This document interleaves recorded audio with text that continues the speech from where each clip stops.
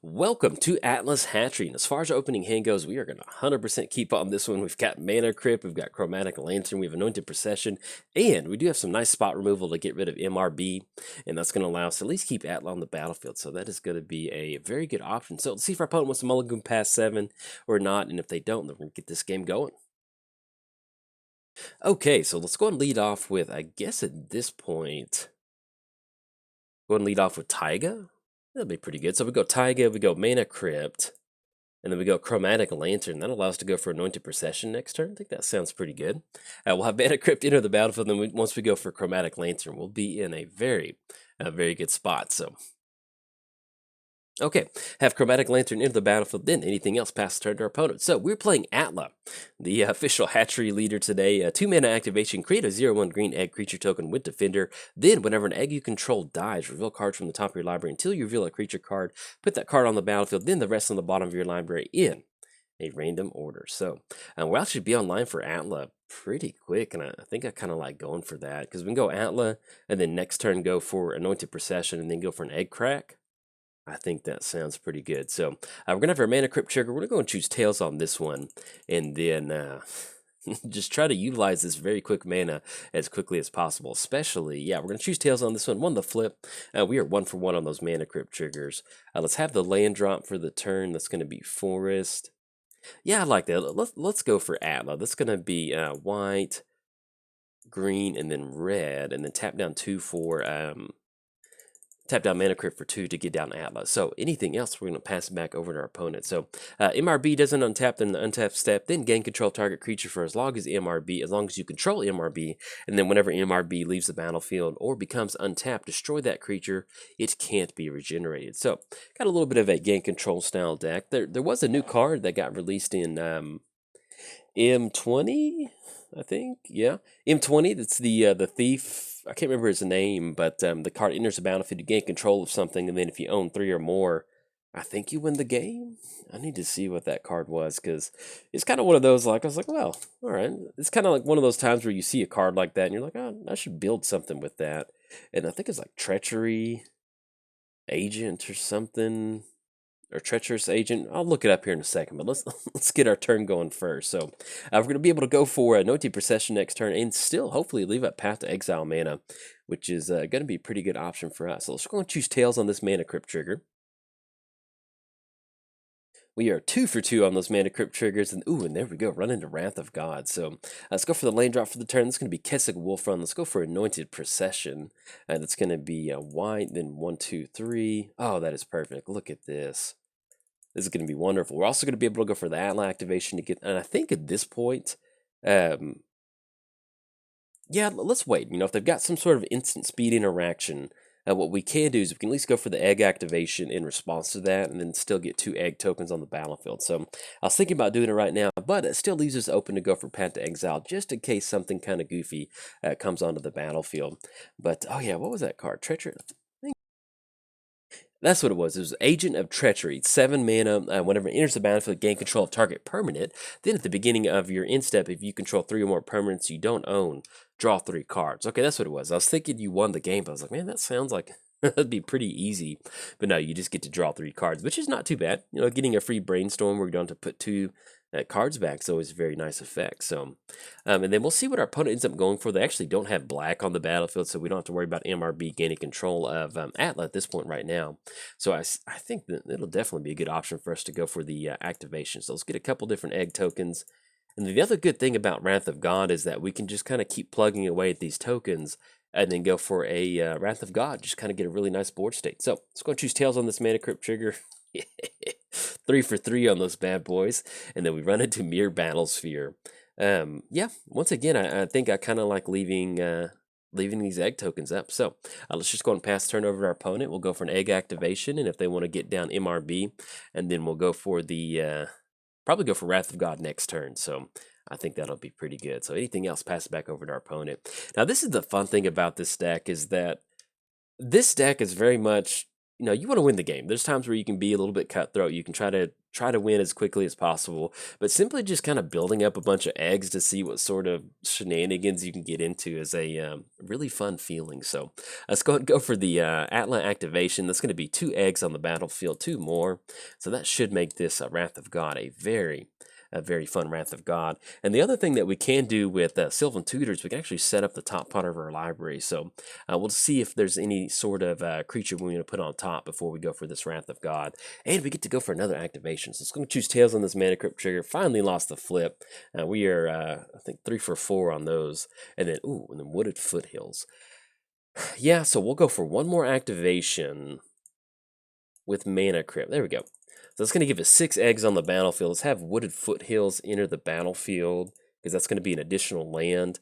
Let's go for Sylvan Tutor, because we want to kind of get a pretty good chunk of damage in here. So we're going to go Sylvan Tutor and put a creature on top of our library. And I think, yeah, I actually think Xenagos would be a pretty good option, because that's going to allow us to get a really good hasty option. So let's go Xenagos. We're going to put Xenagos on top of our library. Let's go for Wrath of God. That's going to be white. If they've got Spell Pierce, they've got it, but I like going for this Wrath of God. We're going to destroy all creatures. We know at least one of the... Oh, look at that. It's going to be beautiful. Always yield to these triggers. Let's see what sort of creatures we get down. So we have Xenagos into the... Oh, and that's the funny thing. I was thinking about going for a Combustible Gearhulk earlier. We have Samut. Oh, look at that. Oh, that's like the perfect flip. All of our creatures have haste. Let's go and... I mean, that's like, if you could set up the top 5 cards of your library with the most perfect option, that's exactly what you would go for. All right, opponent's going to concede the game. I don't blame them. I mean, because once you get down to Samut, all of your creatures have haste, which is nice. We're going to have the Xenagos trigger, or target creature is going to get plus X. We've got 8. This is going to be 16. This is going to be 21. This is going to be 25. Oh yeah. That's some good magic right there. So then on top of that, we hit Elish Norn. So, but yeah, this is pretty much the creature package you want to go. You can see where we got off to quick mana start, turn 5. We've got all these wonderful creatures on the battlefield. Now, it does help that we had Anointed Procession out there, but, you know, just kind of hitting the random button on getting whatever sort of creatures down you want to have some fun with. And then just to add insult to injury, the fact that we've got Seedborn Muse out here to untap during our next untap step. So that was... that was a pretty good flip. If you had fun at Atla's Hatchery, hey, like and subscribe. Thanks. Bye. Welcome to Atla Nest Tinder. And as far as our opening hand goes, yeah, we've got, man, if those were 2 colored sources, I would keep. But let's go ahead and mulligan on this one. And a Second Harvest Talisman, Silver. Yeah, let's go and go one more mulligan on this. And yes, we'll keep on this one. We got Explosive Vegetation. And we'll see how we need to put 2 cards on the bottom. I think we go for Firebelly Changeling, and we go for Illheart. Yeah, that'll be pretty good. So click OK, and that's going to allow us to at least lead off with Root Bound, go for Plateau, then hopefully run into 2 more lands for this Explosive Vegetation. And with this Rhythm of the Wild, we can definitely set this up to where we can make sure Atla is going to enter the battlefield and not get countered. That'll be a pretty good thing for us. So let's go lead off with Plateau. And then anything else, we're going to go and pass the turn over to our opponent. We're playing Atla Nest Tinder.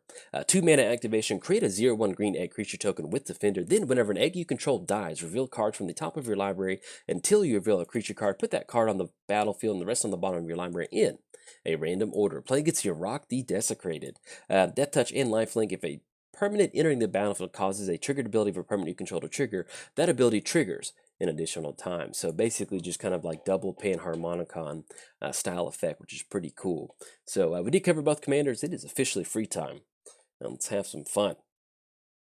Now, one of the fun things about Atla is that typically I'm not a huge Naya person, but we've got a fun build of Naya like this, with this Atla and just different like scenarios. Like, I don't know, it's just getting these egg tokens, just having this random element and being able to just kind of make a bunch of egg tokens or use changelings or use these little dragon eggs. I don't know, it's just ends up being a lot of fun being able to do stuff like this. Our opponent's going to grab Green Sun Zenith for 3. We'll see what creature they grab. But, you know, it's just a fun way that they end up taking Naya, which I'm really excited about. So opponent's going to grab Yavimaya Elder, which will allow them to grab some basic land. So let's go for Rootbound Crag. We're going to go for Talisman of Impulse. That way we'll get a little bit ahead on mana. And then if we run into that land drop next turn, that'll put us on Explosive Vegetation. And we can really kind of go from there. Now, as far as some of these stuff that we're going to be sacrificing, Atla does have the option to create a 0 egg token, but one of the ways that you can really kind of sweeten your board state to where, if you want to go for a board wipe to get a bunch of creatures out there, is running a lot of the egg creatures. It's just basically going to be a permanent egg, because there is sometimes to where you go for Atla, you want to get her down as quickly as possible because you want to go for that 2-mana activation. Unless you have haste, you want to set it up to where you have that extra mana. So being able to run changelings and running these dragon eggs or any sort of egg creature card really helps you make sure that you can get some sort of value from your board state, just in case a board wipe happens from your opponent. One of the other cool thing about running changelings is that it's just, some of these creatures function as, not just necessarily a defender egg token, but they're not that good, but running some amount of changelings really helps you kind of further the board state, or at the same time, let's say that you end up sacrificing one of your dragon eggs. We get a 2/2 dragon token, which is nice, but let's say that we flip into another changeling. That's going to allow us to kind of keep that chain going with Atla, which is a really good thing, because you're going to get as many creatures on the battlefield as quickly as possible. So our opponent does end up cracking Yavimaya Elder, and that's going to be a swamp and a forest. So run into Cleansing Nova, and I think we'll just end up going for Dragon Egg. That's going to be 1, 2, 3, and then anything else, we're going to go and pass the turn over to our opponent. Okay, so our opponent ends up passing the turn. Let's see, run into Arid Mesa. Oh, yes. Now we are looking at a counter spell from our opponent. I really want this Explosive Vegetation to stick, so let's go ahead and crack Arid Mesa. And we'll definitely need to grab another white source. Let's go ahead and grab let's grab Savannah. And I think at this point, if we're worried about counter magic, I feel like Birthing Pod would be a really good thing for us to kind of go for a counter spell test. So let's go and do that. So let's go for Birthing Pod. That way, if they do have counter magic, they'll definitely want to stop Birthing Pod. Okay, that's going to stick. So that's going to leave us open for Explosive Vegetation next turn. And at the same time, we can end up going for this Birthing Pod activation. Now, we could have paid 1 life to go for this Dragon Egg crack. Kind of want to wait for Atla to be on the battlefield. That way we can get the free activation. Because pretty much once we go past chain 3 on Dragon Egg, that's going to put us going into a regular cohort, and that's the other cool thing about this deck is running the changelings is, so let's say we end up sacrificing Dragon Egg. That puts us into a regular cohort. That's going to be a changeling. That's going to be an egg token for us. And then we can also, that's going to enter the battlefield and create an additional changeling token. So that's going to basically kind of get a 2-for-1 once we filter through that. So that's pretty cool. Let's go ahead, and our opponent's not making their land drops. I've got 4 lands. They're being a little bit tight on mana too, so we'll see what else they're going to go for. But if we are worried about counter magic, we didn't really see that from them. One of the other good options is that we can still end up going for Rhythm of the Wild to make sure Atla kind of sticks around. So if they end up tapping out for Yarok, I feel pretty good about that. We could go for Atla next turn over Explosive Vegetation. We'll kind of see, but I really want to get ourselves at least kind of keep up with this Yarok. These Yarok land drops. So in fact, let's go and go for that right now. Let's go for Explosive Vegetation. It's going to make a world of difference in making sure that we can do exactly what we need.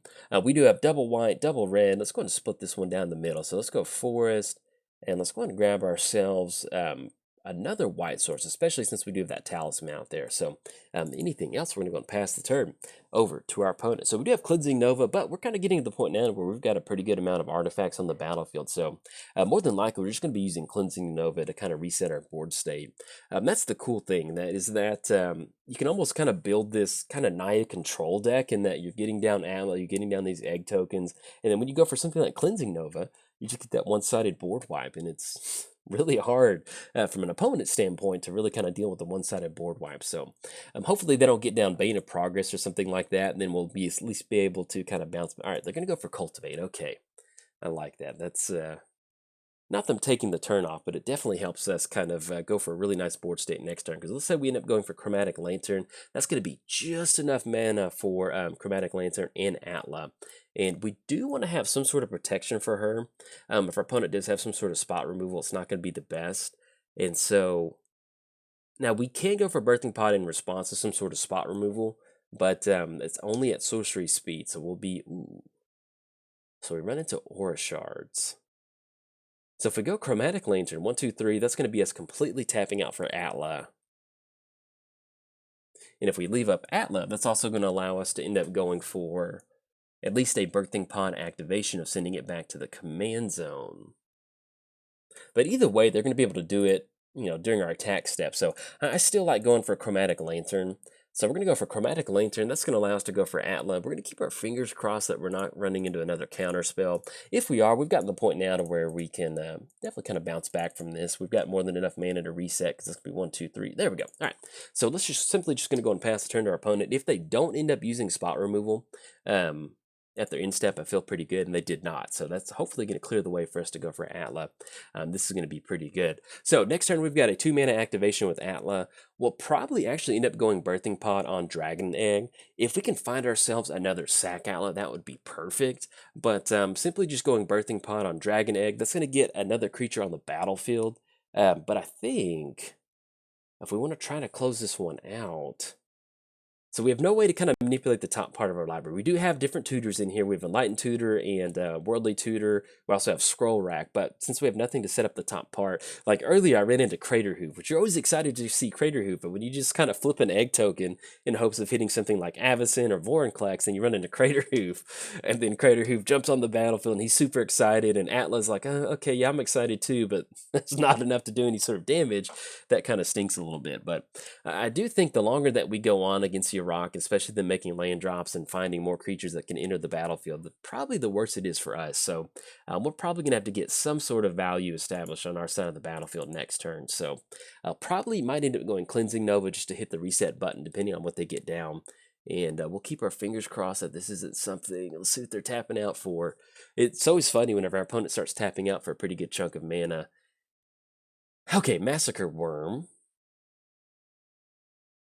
Okay, that's not too bad. That's going to make Atla survive. We're going to end up with an egg. It's actually going to help us out with an egg token. Oh, but it's going to be double trigger. So let's see what we run into. Maybe we run into Elish Norn.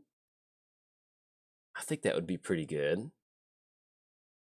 Yeah, let's try that. So we're going to have Atla. We'll get that egg token. That's going to give us a 2/2 token. Let's see what we reveal off Atla. If we run... Okay, ooh, Vorinclex. That's going to be... Oh, that is a nice one. All right, so we're going to lose 2 life, and that's going to get rid of Atla, but I think we're going to be okay on this one with Vorinclex. That's going to add double mana to our mana pool and put a very, very taxing effect on our opponent. Now, with Vorinclex sitting at 8, I'm pretty sure that's where our converted mana cost taps out, or tops out. So we're not really going to be able to kind of Birthing Pod Vorinclex, but that is a wonderful option because that's going to be double mana, and that's going to allow us to go for Vorinclex, not Vorinclex, but at least get Atla back on the battlefield. So, all right, so run into Heroic Intervention. Oh, that is good. That is a really good option. So since we do have double mana, so we're going to have Atla enter the battlefield, and at this point, what we're going to do is we're simply just going to go ahead and leave her up, because I want to leave up Heroic Intervention at this point right now. So let's just go ahead and pass the turn over to our opponent.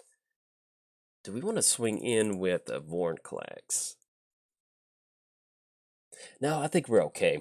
We could have gone for Rhythm of the Wild. Actually, that would have been a little bit of a better option for us to go for Rhythm of the Wild. But with us kind of tapping out, that would have been 1, 2, 3, 4. Yeah, we still probably could have left up Heroic Intervention. So that little bit of a misplay on my part, because if we go Rhythm of the Wild, then we go Atla, that would have allowed us to at least get an egg token. But I still think we probably would have left up Heroic Intervention in that scenario. So I think we'll probably wait on that. Now, as far as next turn goes, we've got Atla. We can make a token next turn. What that's going to allow us to do is we can go for that Birthing Pod. That's going to allow us to grab Universal Automaton. And once we get that egg token down, then we can really kind of start pushing some stuff. Now, if our opponent ends up going for a board wipe, or let's say they end up tapping out for something that's going to make them tap their lands down and not really have a lot of mana, with us drawing into Heroic Intervention, we're going to be in a really good spot to make sure that we can survive any sort of one-sided board wipe. So, and also, another cool thing that we can do is we can go for Heroic Intervention and then go for Cleansing Nova, which is going to really kind of set the board up really nice for us. So that, I think we might end up going for that. It sounds like a really good line of play to go for. So, all right, let's go and let our opponent do their turn, then we'll jump into commentary. Now, with the opponent going for Phyrexian Metamorph, one of the downsides to Phyrexian Metamorph is that it enters the battlefield as a copy of any artifact or creature. So even if we go Heroic Intervention, since Phyrexian Metamorph does not target, that is going to kind of slow us down just a little bit. So I think we're okay, because next turn we are still looking at Cleansing Nova and then going for Heroic Intervention.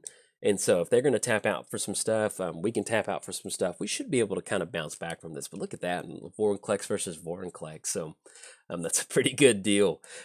We can try to set it up to where we tap our mana rocks first. It's going to be 2 mana rocks. And if we end up tapping down for Heroic Intervention, yeah, that's going to be perfectly fine. All right, so opponent's going to go for Fleshback Marauder. We will end up having to sacrifice a creature. How do we want to set this up? Because we do want Atla on the battlefield next turn.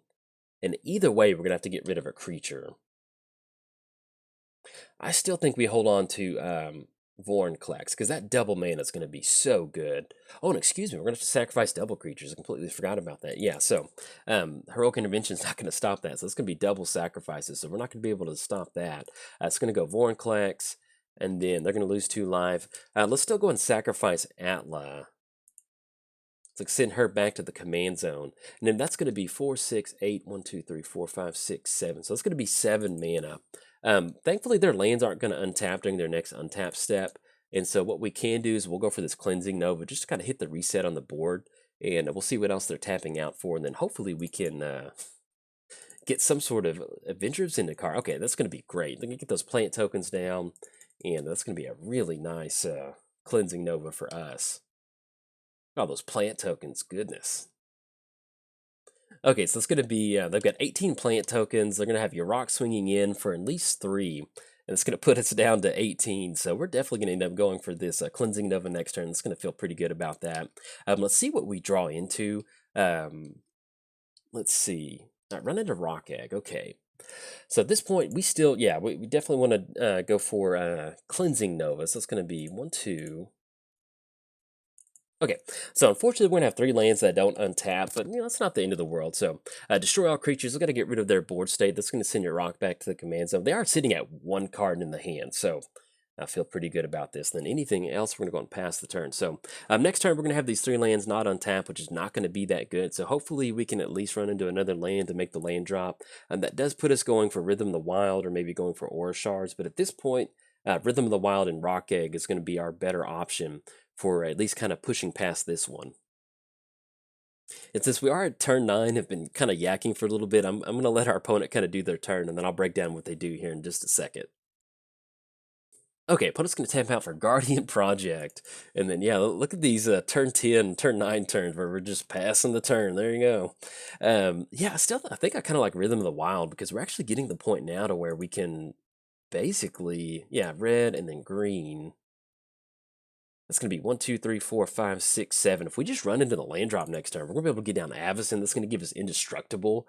And we can actually just start hard casting some of our creatures. So, if you don't know the term junk time in like sports is where like one side's going to win and they're just getting some like especially in fantasy football, junk time is basically where one team's going to win and then like your fantasy player gets a ton of stats or whatever.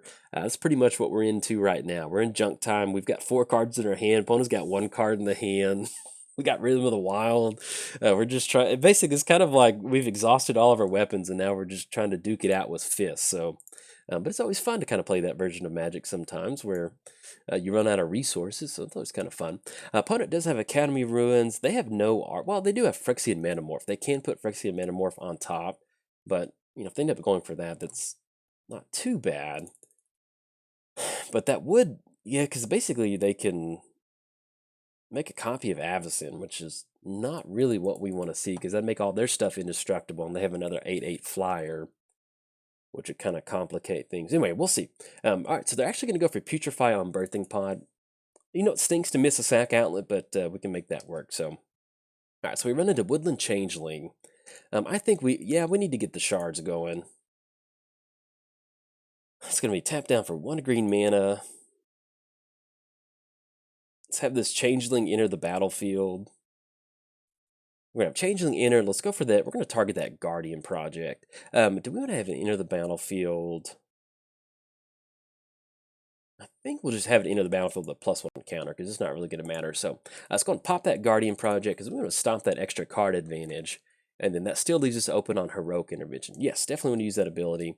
and then we'll go and pass the turn to our opponent. So once we do get down Rock Egg, that does kind of put us in this spot to where we might want to end up going for Atla, because if we run into a board wipe, then we can just basically blow the board up. We can blow that Woodland Changeling up. We can blow that Rock Egg up, and that's going to allow us to get some bigger creatures onto the battlefield. So that might be a good option for us. But let's see what our opponent rolls out for the turn. Oh, so opponent's got their own Vorinclex of their very own. So that's definitely going to... oh, goodness. This is... we almost need to rip something like Duplicate or Meteor Golem to deal with that. But even then, if we do, we're going to have to tap out, and that's going to be... oh, that's going to be rough. Okay, so our opponent's going to go for Yarok, not Yarok, but Mancer. That's going to allow them to grab sorcery cards out of the graveyard. They've got Nature's Lore. I think that's it. No, target instant or sorcery. So that's not exactly what we want to see. Let's see what they end up grabbing. So they're going to grab Putrefy. And then they're also going to grab Cultivate. Okay, so... not terrible, not the best, but unfortunately with Vorinclex on their side of the battlefield, that's really going to make it to where it's going to be hard for us to really further our board state. That's going to be very, very clunky. So they're going to be swinging in for 3. That's going to put us down to 15. And then let's see what we run into. Run into Gilded Lotus. Oh, man. So we're running into Vorinclex. I mean, Gilded Lotus does help us fight a Vorinclex. We are at 15. We are looking at some damage being hit, but I think we got to do this. So we're going to tap down for 3. Run into 3 Vorinclex triggers. Not super excited about this, but that at least allows us to do some other stuff, like get some of these cards out of our hand. So let's go Gilded Lotus. Do we want to get it down? Yeah, we might as well just go and get down Rock Egg. It's not going to matter at this point. If we have to tap down for Heroic Intervention, we have to. So let's go Rock Egg. We're going to have that enter the battlefield. Can't be countered. And let's have it enter the battlefield with an additional +1 counter. That way you can at least block on your Rock the Desecrated. Let's go and target this Miri's Guile. And then click OK. Let's go. Always, yes, definitely want to use that ability. Blow that up. And then anything else, we're going to go and pass the turn back over to our opponent. So we are looking at Vorinclex swinging in. That's going to be 7-6 with Trample. That's going to put us down to 8. Your Rock's going to put us down to 5. We can at least block Rock Egg on your Rock and then block Woodland Changeling on Mancer. That kind of gives us a little bit of an option, but we're still basically looking at about a 2-turn clock with Vorinclex. And especially with our lands not untapping, it's almost going to be basically, uh-oh. Is this a Villainous Wealth? Oh no. We're about to get hit with a Villainous Wealth. We'll see what this is. If it's Exsanguinate or Torment of Hellfire, either way, this is probably not looking good. So if you're keeping score at home, it's definitely time to check the oh no box. Villainous Wealth for 17. All right, so let's see what our opponent's going to get off this one. Oh, that you couldn't have stacked the top part of your library any better. All right, so this is going to be a wonderful showing of what we're trying to do with the deck. We want to get down Platinum Angel. We want to get, and they could even go for Anointed Procession with Mill Battles. Oh. Nice. All right, so they're gonna have. Let's see how they decide to do this stack. But this is gonna be pretty nice because we can at least kind of show off the deck, or at least our opponent's gonna be able to show the deck off for us of what we're trying to do. So let's say they end up casting Anointed Procession. That's gonna get a. And I think if they stack it a little bit differently, if they were to put the different triggers on the, if they were to put Anointed Procession on the stack last, that would give them a few extra tokens with Mirror Battlesphere and potentially Nesting Dragon whenever a land enters their battlefield, enters their side of the battlefield. So let's go and let them get this going. We already ran into Cleansing Nova. We can at least blast Platinum Angel with a creature entering the battlefield, but this is... opponent's gonna get it on this one. We're gonna have to say uncle. So let's see what else how they do this. Earlier in the game when we had Vorinclex down, we could have potentially gone for Heroic Intervention and Cleansing Nova and maybe gotten a few extra creatures down. I kind of missed that line of play. I forgot we had Heroic Intervention in the hand. So if you were sitting there wondering, well, why didn't you do this? Why didn't you Nova Blast and the Heroic Intervention? That might have been the turning point in the game where we should have probably should have done something. That would have been a little bit better. So look at Mirror Battlefield. You're in the battlefield with your Rock. Oh, they're getting all these. Yeah. So basically, if had our opponent gone Anointed Procession, they would end up 16 mirror tokens. There's going to be double cohort tokens. They're going to exile all of our I mean, we could Heroic Intervention, but that's going to be Vorinclex. We're going to have no more mana. We're looking at Gilded Lotus, so... But yeah, I think, sometimes when there's games like this, they get down to a choke point. Had we just done the choke point at that point, maybe gone Cleansing Nova, Heroic Intervention first, then Cleansing Nova, that might have made a difference. But when you're playing against, say, your rock deck like this, that's just kind of, value based, and they just have answers for everything. It's really hard to get some stuff going sometimes. So even look at that. They're getting a lot of these Egg Dragon tokens. So even if we do run into a board wipe, we get rid of these Egg Dragons and we blast the board out. But thanks to our opponent. Shout out to our opponent for showing the deck off. This is what we're trying to do, but typically we want to have it on our side of the board. So when you're building this deck, you want to have this board state on your side. So that's the main goal that we're going for. So we'll see what else our opponent's going to go for. Unless we just run into, we win the game on the spot card, we're just going to go and scoop this one up. Okay, that's going to be the crew swinging in for 11. That's going to put us down to 4. Let's see what we rip into, but I don't think there's not much. That we're not long for this world, to be honest. All right, so we run into Firebelly Changeling. That is definitely our look whenever our opponent went for that Villainous Wealth. So we're going to go scoop this one up. Good game to our opponent. That was, hey, I love Sultine, I love Villainous Wealth, so to see Villainous Wealth go through that and just really push the game, that was a really nice feeling. So shout out to our opponent. That was a lot of good back and forth action. Like I mentioned, a lot of Magic games come down to a choke point. Maybe that would have been a difference maker in this one if we go Heroic Intervention and Cleansing Nova. But, when you're doing live commentary during a game, sometimes it's easy to miss stuff. So hopefully that's not what made us lose the game. Maybe, at the end of the day, we still don't know what sort of triggers we're going to get with Atla.